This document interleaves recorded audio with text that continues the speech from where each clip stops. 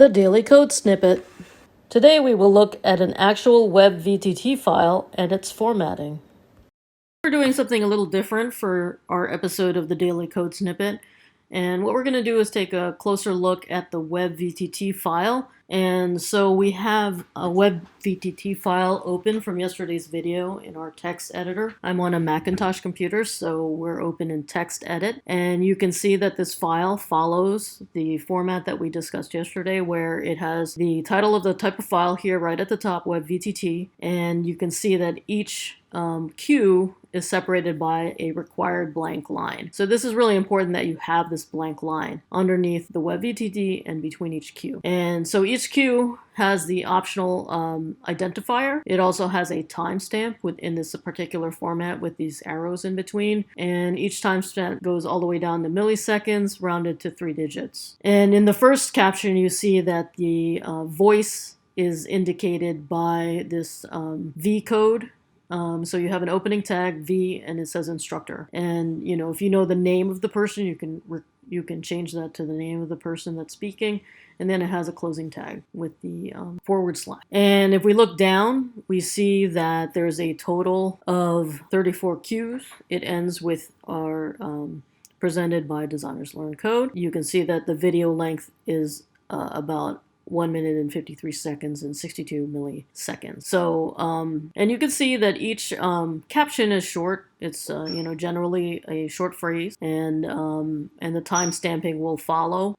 So I thought what would be a good thing to do for you is to actually offer this VTT file as a template that you can have, so that you can apply it to your videos, and all you would need to do really is to change the actual caption phrases and follow this format where you have the blank lines already preset, and you would also need to edit the time stamping. Now, it may be difficult for you to trace it back to the milliseconds, but do your best with this to get the time as accurate as possible. And then you can fill this out for the length of your video, and then you will have and then resave it.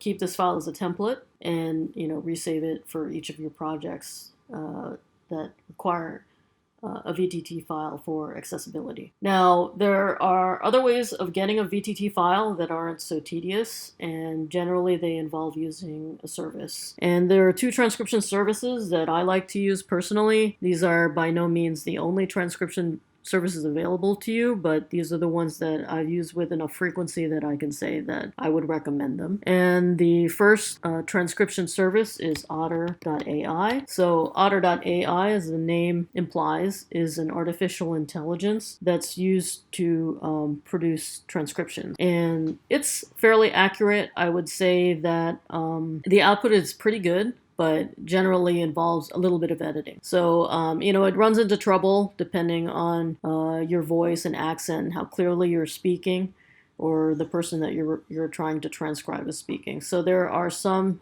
pitfalls with this method. However, it's close enough that it's a good product to use, because it does have a free option. So we'll take a look at the pricing. So there are different plans, and so it does have this initial free plan, and it gives you a certain amount of minutes for transcription. So you can essentially every month you get an allotted amount of minutes, and so you can upload those videos, and after some time it will send you back a transcription. And it does do the time stamping, but it isn't as accurate, to the millisecond that would necessarily be required for the VTT file. But it would at least give you an idea of the timing. It gives you a relatively good transcript of the text, and you would just need to edit that file to put it into the VTT format, but it would save some of your time because it's automatically writing that text for you out just by listening to your videos. And the second transcription service that I would recommend is rev.com. So rev.com has specifically a caption service. So it's specifically for production of these types of files.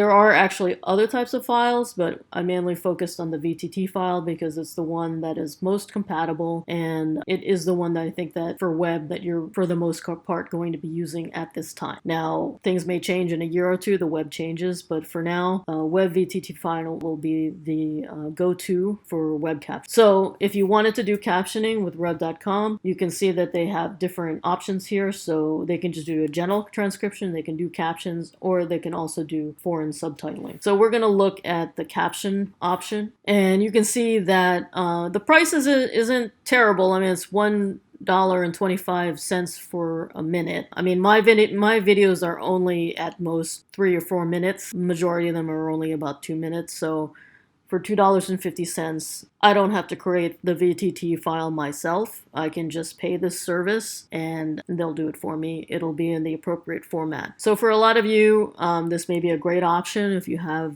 this in your budget. And the turnaround time, 24 hours, is pretty good.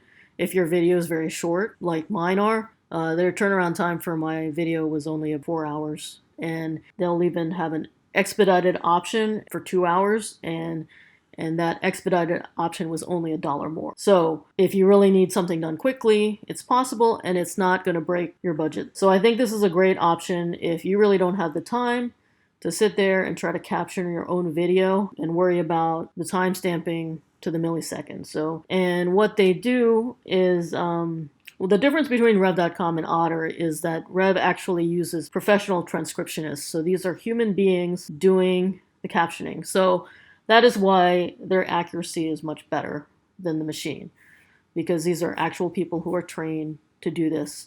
And they're taking the time to look at your video, and they can sort out things like accents and different things that may be a little bit difficult for the machine to figure out. So this is a very service that's used by a lot of big companies. I think they do a great job, and again, they can do captioning for a lot of different platforms. And like I said, these two options are not the only options out there, but you can see here in terms of pricing that they're very competitive as compared to some of the other transcription services. So I think if you have the budget for transcription, this is a great option, and it saves you time, and it's not too crazy expensive. And the other thing that they do when you get your file back is they will, humans can make errors, so you would want to go through your video yourself, and it shows you what the captioning is going to look like, which I think is also a nice option. So you'll be able to play your video with the captions,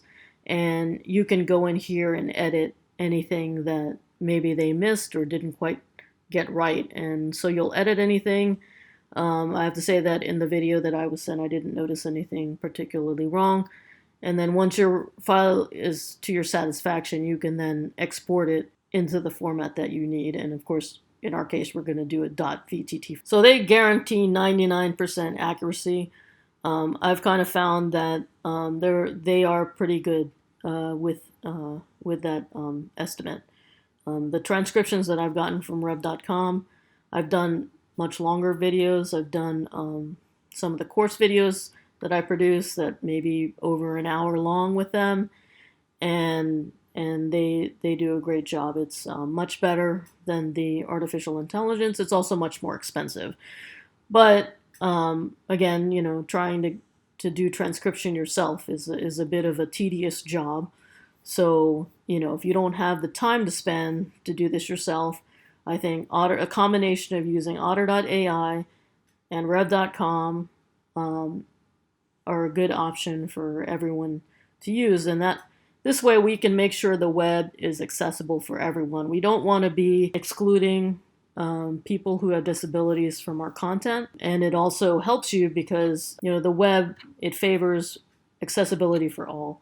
So your videos will be indexed better if you include your captions, and it will also optimize your video being found in the search engine. So it benefits not only those who are disabled and others who may, for whatever reason, not be watching your video with the sound on, but it also favors you because it helps you to get more of a following, people watching your video.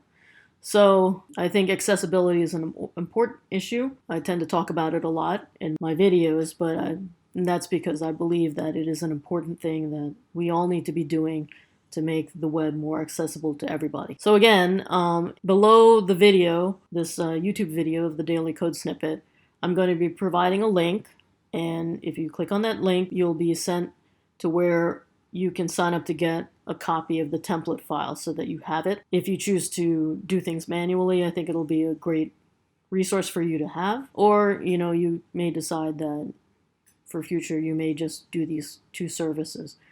So up to you, but I recommend just getting the template file so that you have it. And if you choose to do this yourself later on, it's a resource that you will go back to again and again. Presented by Designers Learn Code.